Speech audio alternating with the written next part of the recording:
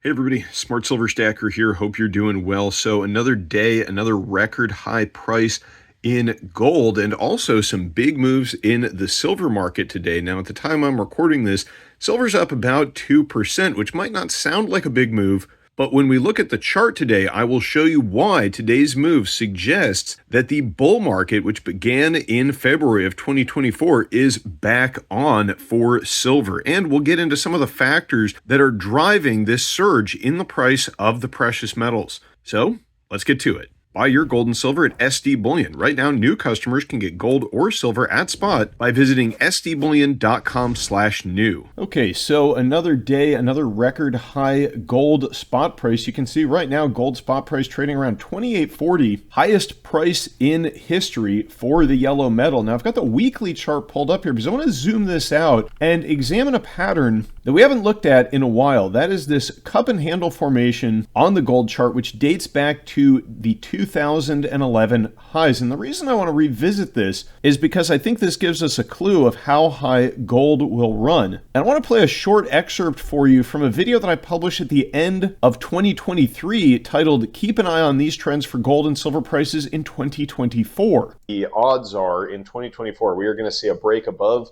this $2,100 level or so. We're going to see a high close above that, and then we're going to see gold rising significantly. And if you examine the pattern here, the cup and handle formation, one would expect gold to rise to a price north of $3,000 when it breaks out of this. Now, is that going to happen in 2024?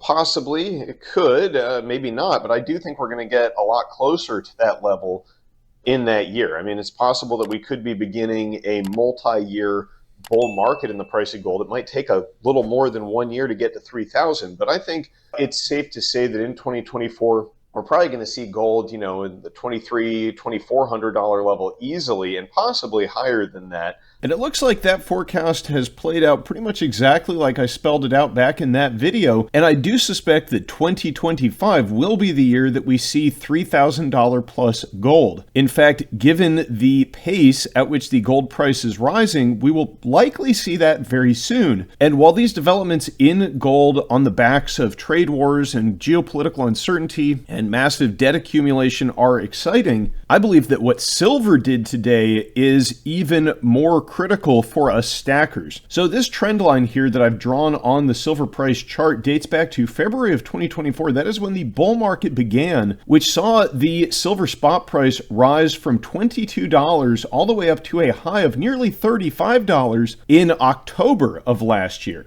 However, since that high, the silver price has broken down. It even broke down below this trend line at the end of last year. But today, silver put on a gain of a little over 2%. Right now, it's trading around $32.28. And you'll notice it has actually risen above this trend line for the first time in 2025. And this suggests to me that the bull market in silver is back on. And we will be exceeding the previous highs of last year, around $35 in short order. Now, it won't necessarily be a straight line orderly move up. If you look at the bull market from 2024, you had two significant moves higher, and they followed a classic Elliott wave pattern of a move up, a move down, a move up, a move down, and a move up. That's a total of 5 waves. And we got the first part of that move between February and May of last year. Then we got a classic Elliott wave ABC correction, followed by another one of those 5 waves higher with intermittent corrections along the way.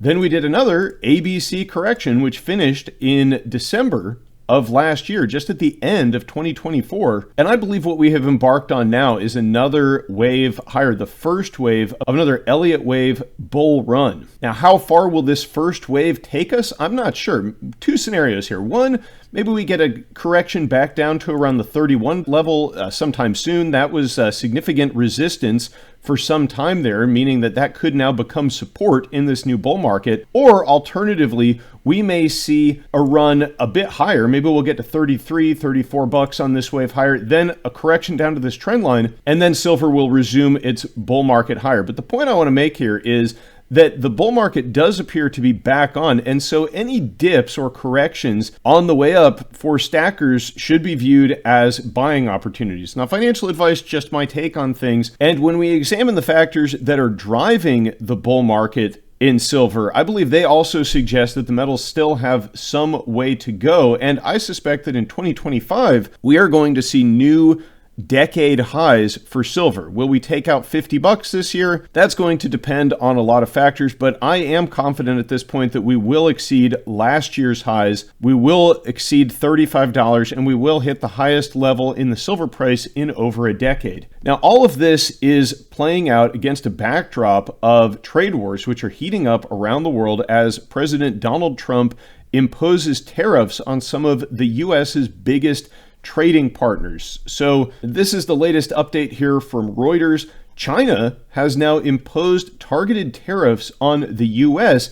in retaliation for a 10% tariff which the U.S. just imposed on them. Now, the 25% tariffs which were to be imposed on Mexico and Canada have been averted at the last minute following concessions made by Mexico and Canada. And it's also important to note that these tariffs were only delayed by 30 days. They haven't been taken off the table entirely. They have just been paused. So we will have to see how that plays out. But we did get a 10% tariff imposed on China, the world's #1 gold producer. And also, Trump has now suggested that the European Union could be his next target for tariffs, but without providing any clarity. So important to note that this trade war globally is still just heating up. It is still just in its nascent phases, and I believe it will continue to exert upward pressure on the price of gold and silver. Also important to note is that part of China's retaliation against this tariff, which was just imposed on it, is that it is imposing export controls on certain metals. That includes tungsten. These are critical metals for electronics, military equipment, and solar panels. And it would not surprise me if they begin to use their role as the world's #1 producer of gold to exert some influence on that market as well. And it certainly won't just be gold and silver that are affected by this. Two other metals which I think we should keep an eye on right now are platinum and palladium. I recently wrote up a post detailing why these two metals have the potential to outperform the other precious metals in the event of a significant trade war with the BRICS nations. You can check that out over at my free newsletter, the Stacker Report. I'll put a link down in the description so that you can read this article yourself. And if you want to be the first to receive market analysis like this, along with breaking updates on the gold and silver markets, make sure you sign up for my free e-newsletter. There's a link down in the description for that as well. Now, also contributing to the rise in gold today and silver as well were some weak numbers domestically here in the US. The JOLTS job openings numbers just came in at 7.6 million. This fell short of the forecast 8.01 million and also marked a decline from last month's figure of 8.156 million. So indications of a potentially slowing US economy is also contributing to the rally in the price of gold and silver, in the sense that a weak US economy suggests the Federal Reserve may ease more rapidly than expected in the event of an economic downturn. And that is a real risk of these tariffs and trade wars. If they do create an economic contraction, even if they contribute to rising inflation. In previous episodes of U.S. economic weakness and contraction and recessions, the Fed has demonstrated a willingness to contribute to rising inflation to stimulate the economy. That is typically the path that they will choose. They will inflate the currency and quote unquote stimulate things by creating large amounts of fiat currency, injecting it into the system, rather than risk the entire rotten system collapsing in upon itself. And speaking of which, there is still the ultimate problem of the massive and untenable U.S. national debt, which recently hit a level of $36.4 trillion. This is really the ultimate reason why gold and silver must head higher. But let me know what you think in the comments down below. And if you want to see more videos like this one, check out the video popping up on your screen right now. Thanks for watching, everybody. Stay safe and happy stacking. Smart Silver Stacker, out.